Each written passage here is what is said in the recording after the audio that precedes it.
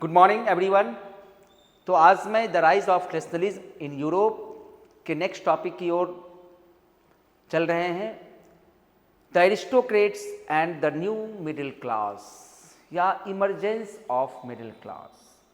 तो यूरोप की क्या स्थिति थी उस समय, यूरोप का क्या सिचुएशन था। तो आप देखेंगे यूरोप के अंदर चाहे वह जर्मनी हो, इटली हो, स्विट्जरलैंड हो, ये सारे जो किंगडम्स एम्पायर था, यहाँ पे जो भी एम्पायर थे वो सारे जो हैं किंगडम्स में बटे हुए थे, डचीज में बटे हुए थे, कैंटोन्स में बटे हुए थे और ये सभी के सभी ऑटोनॉमस थे। ऑटोनॉमस यानी जिनके ऊपर आउटसोर्स से यानी फॉरेन पावर का इंटरफेयर ना हो और जनरली जो है वह अपने लिए अपने पावर का भरपूर यूज करते हैं, यानी सोशली, पॉलिटिकली और इकोनॉमिकली जो डोमिनेंट हो सोसाइटी के अंदर, उसको क्या कहा जाता है? एरिस्टोक्रेट्स कहा जाता है। तो ये सारे एरिस्टोक्रेट्स थे। आप देखेंगे चाहे वह जर्मनी हो, चाहे इटली हो, चाहे स्विट्जरलैंड हो, चाहे फ्रांस हो, चाहे ऑस्ट्रिया हो, जो भी जो है किंगडम्स थे, इनके सभी रूलर्स आपस में जो है अपने कल्चर को कॉमनली शेयर करते थे। ये आपस में मिले हुए थे, लेकिन जिनकी मेजॉरिटी थी, जिनका यूरोप के अंदर पॉपुलेशन सबसे ज्यादा था, लेकिन रिसोर्स उनके पास बिल्कुल ही नहीं थी। उनका जो स्टैंडर्ड ऑफ लिविंग था वह काफी दयनीय था और यह स्थिति, उनके जीवन की स्थिति दयनीय होने का जो सबसे बड़ा कारण था, वह कारण था कि वह आपस में बटे हुए थे। रीजन के आधार पे बटे हुए थे, कस्टम के आधार पे बटे हुए थे, कॉस्ट्यूम के आधार पे बटे हुए थे, कल्चर के आधार पे बटे हुए थे, लैंग्वेज के आधार पे बटे हुए थे। तो इस तरह से जो है उनके अंदर कॉमन पीपल, भले ही वह एक ही किंगडम का क्यों ना हो, एक ही एरिया का क्यों ना हो, लेकिन वह आपस में क्या थे? बटे हुए थे। तो आप जानते हैं कि यूनिटी इज स्ट्रेंथ, एकता में ही बल है। तो एकता में बल है और यहां इनकी एकता को विभाजित कर दिया गया था, जाति के नाम पर, नस्ल के नाम पर, क्षेत्र के नाम पर, धर्म के नाम पर नहीं, संस्कृति के नाम पर, पहनावे के नाम पे, यानी जो भी डाइवर्सिफिकेशन का जो भी क्राइटेरिया है वो सारे क्राइटेरिया जो है यूरोप के कॉमन पीपल के ऊपर लागू होता था। इसलिए वह काफी कमजोर थे और इनका एक्सप्लॉयटेशन किया जाता था एरिस्टोक्रेट्स के द्वारा। तो आप देखेंगे कि इसी बीच क्या होता है, इंग्लैंड में इंडस्ट्रियलाइजेशन होता है।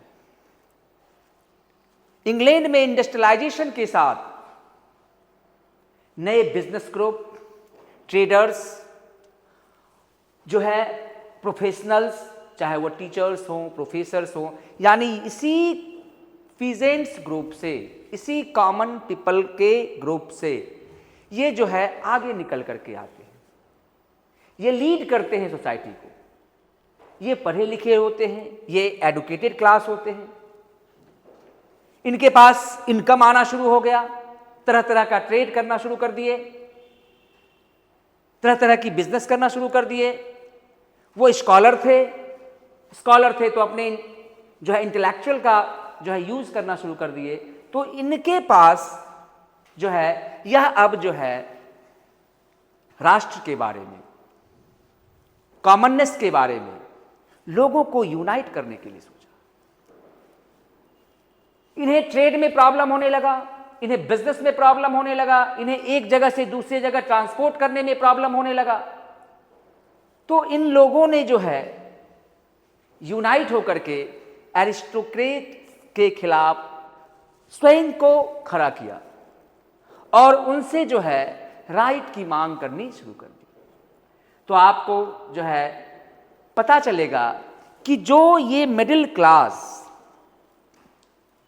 सत्ता का विरोध करते हैं, जो वह डिमांड्स करते हैं, वह डिमांड्स, उनका जो डिमांड्स था, वह डिमांड्स की जो आइडियोलॉजी थी, वह आइडियोलॉजी कहलाई लिबरलिज्म। आपको मैं पहली क्लास में ही बताया था, ISM को एक जहां भी लगा होगा वो लास्ट में, इसका मतलब वह क्या है, एक आइडियाज है। तो लिबरलिज्म एक आइडियाज है किस चीज का, तो यह एक लीवर वर्ड से बना है जिसका मतलब होता है फ्री। अब वो फ्री चाहने लगे। किस बात का फ्री चाहने लगे, तो वो सोसाइटी के अंदर जो प्रिविलेज्ड क्लास था, जिन्हें बाय बर्थ जो है फ्रीडम दिया गया था, उन चीजों से वह फ्री चाहने लगे, क्योंकि यहां पे उनके साथ डिस्क्रिमिनेशन किया जाता था। अब इनका भी जो है इनकम ग्रो हो चुका था, वह भी चाहते थे कि हमारा जो है, हमारा स्टेटस जो है नोबल के साथ हो, और नोबलिटी या एरिस्टोक्रेट्स उन्हें जो है इस बातों को देना नहीं चाहते थे, इनसे जो है उनका पावर लिमिट होता। तो इस आइडियाज के थ्रू, यानी लिबरलिज्म के आइडियाज को वह क्या किया, यूरोप के अंदर फ्लोरिश करने का काम किया।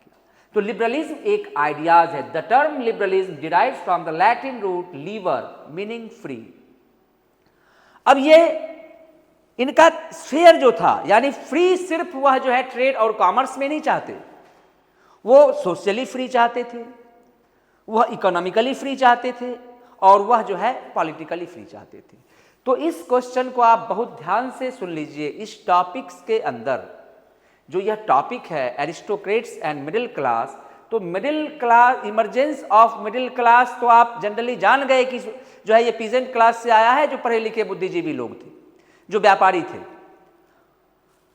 लेकिन इनकी जो आइडियाज है, इनकी जो फिलॉसफी है, वह जो रूलर से, पावर से, सुप्रीम पावर से जो वह डिमांड करता है, वह डिमांड का जो स्फीयर है, 3 स्फीयर्स, पॉलिटिकली, सोशली और इकोनॉमिकली, यह कई बार क्वेश्चन पूछे गए। यह काफी इंपॉर्टेंट क्वेश्चन है, इस बातों को आप ध्यान से सुन लीजिए। तो आप समझिएगा, सोशली का मतलब समाज, सोशली का मतलब क्या होता है, समाज होता है, यानी सोसाइटी। तो सोसाइटी में ऊंच नीच नहीं होना चाहिए, सोसाइटी के अंदर भेदभाव नहीं होने चाहिए। तो सोसाइटी के अंदर क्या भेदभाव था, जो है नोबलिटी और क्लेर्जी यानी एरिस्टोक्रेट्स को जो है ज्यादा वैल्यू दी जाती थी, उन्हें बाय बर्थ प्रिविलेज दिया जाता था, तो उससे वह फ्री चाहते थे। सोसाइटी के अंदर क्या था, सबके लिए समान कानून नहीं थे, तो इनका क्या डिमांड था, all are equal before the law, यानी सबको एक कानून के समक्ष समानता दी जाए। यह है हमारा सोशली। पॉलिटिकली का मतलब होता है कि आप सत्ता में आपकी भागीदारी, पार्टिसिपेशन इन गवर्नमेंट। तो सत्ता में तो इनकी भागीदारी थी नहीं, इन्हें वोटिंग राइट मिला नहीं था, तो ये डिमांड करने लग गए कि गवर्नमेंट का जो फॉर्म हो, यानी फॉर्मेशन जो गवर्नमेंट का होगा, वह कॉन्सेंट यानी सिटीजन के द्वारा हो, पीपल के द्वारा हो, यानी पार्लियामेंट्री फॉर्म ऑफ गवर्नमेंट चले, वहां एक कॉन्स्टिट्यूशन हो। तो यह है आपका पॉलिटिकली, यानी सत्ता में आपकी क्या भागीदारी है, आपका क्या पार्टिसिपेशन है। आज इंडिया के अंदर हम लोग वोटिंग राइट मिला हुआ है, हम लोग वोट करते हैं, यानी सत्ता में हमारी भागीदारी है। तो जब हमारी भागीदारी होगी तो शासक हमारे बारे में सोचेंगे, हेड ऑफ द स्टेट हमारे बारे में सोचेंगे, क्योंकि फिर अगली बार उन्हें हेड ऑफ द स्टेट बनना है कि नहीं। अब इकोनॉमिकली मतलब होता है वो चीजें, वो सेक्टर्स, वो वेज जहां से आप इनकम गेन करते हैं, आपके इनकम में जो ग्रोथ होता है।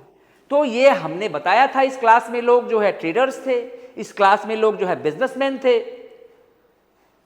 प्रोफेशनल्स थे, कई पेशा करने वाले लोग थे, आर्टिसंस थे। तो जो है ये जब यह ट्रेड करते थे, कॉमर्स करते थे, एक जगह से दूसरे जगह जाते थे, तो इनको डिफरेंट डिफरेंट टैक्स पे करना पड़ता था, डिफरेंट डिफरेंट करेंसी से होकर के गुजरना पड़ता था। इस वजह से इन्हें काफी परेशानी झेलनी पड़ती थी, इनका इनकम जो है रुक जाता था। तो इसलिए इन लोगों ने इकोनॉमिकली डिमांड किया कि क्या किया जाए, करेंसी को यूनिफाइड किया जाए, यानी ट्रेड और कॉमर्स में यानी movement of goods and capital को क्या किया जाए, फ्री किया जाए। तो यहां इकोनॉमिकली क्या कहता है, liberalism stood for the freedom of markets and abolition of state imposed restrictions on the movement of goods and Capitals, यानी हमें मूवमेंट के लिए फ्री कर दो, हमारे ऊपर जो डिफरेंट डिफरेंट टाइप के टैक्सेस लगाए रखे हो, डिफरेंट डिफरेंट टाइप की जो करेंसीज जो है आपको वैलिड कर रखे हो, ये सारा चीज हमें जो है हमें व्यापार करने में काफी नुकसान देता है। तो इन सब चीजों से यह फ्री चाहते थे। तब जो है एरिस्टोक्रेट्स को लगा कि अगर हमें इन लोगों की बातों को नहीं मानते हैं तो हमारे दिन अब जो है उल्टे पड़ने लग जाएंगे, यानी हमारी सत्ता क्या हो जाएगी, हमसे दूर हो जाएगी। तो यहां यही आप देखेंगे, इसी डिमांड्स के तहत 1834 में यह बहुत ही इंपॉर्टेंट है, एक कस्टम यूनियंस का गठन किया जाता है जिसका नाम है जोल्वेरियन। इन 1834 a custom unions of Zollverein was formed at the initiative of Prussia and joined by most of the German states। यानी प्रशिया के अंदर जो है एक कस्टम यूनियन तैयार किया गया, उस कस्टम यूनियन का नाम है जोल्वेरियन, और इसमें कई जर्मन स्टेट्स के जो है आप देखेंगे कि जो है पीपल जो है इसमें ज्वाइन कर रहे हैं, और इस दबाव में आकर के जो है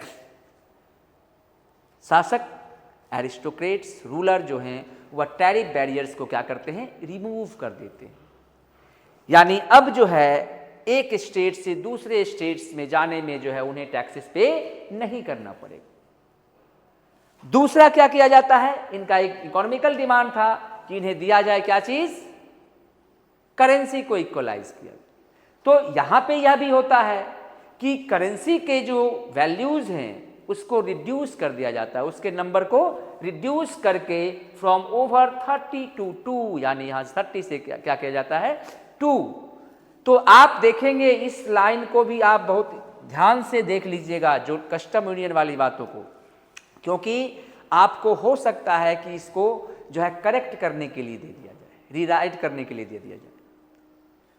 तो आपको यहां पे देखना होगा 30 और 2 में लोग कंफ्यूज करते हैं, जोल्वेरियन क्या है, कस्टम यूनियन है। तो इस तरह से आज के क्लास में मैं इस बात से जो है भरोसे ले लूं आप लोगों से कि आज आपने एरिस्टोक्रेट्स, मिडिल क्लास और लिबरलिज्म को अच्छी तरह से जान पाए हैं, समझ पाए हैं, और लिबरलिज्म से रिलेटेड सीबीएसई के अंदर अगर किसी भी प्रकार के प्रश्न पूछे जाते हैं तो आप वहां अपने आप को कंफर्ट जोन में रखेंगे। धन्यवाद।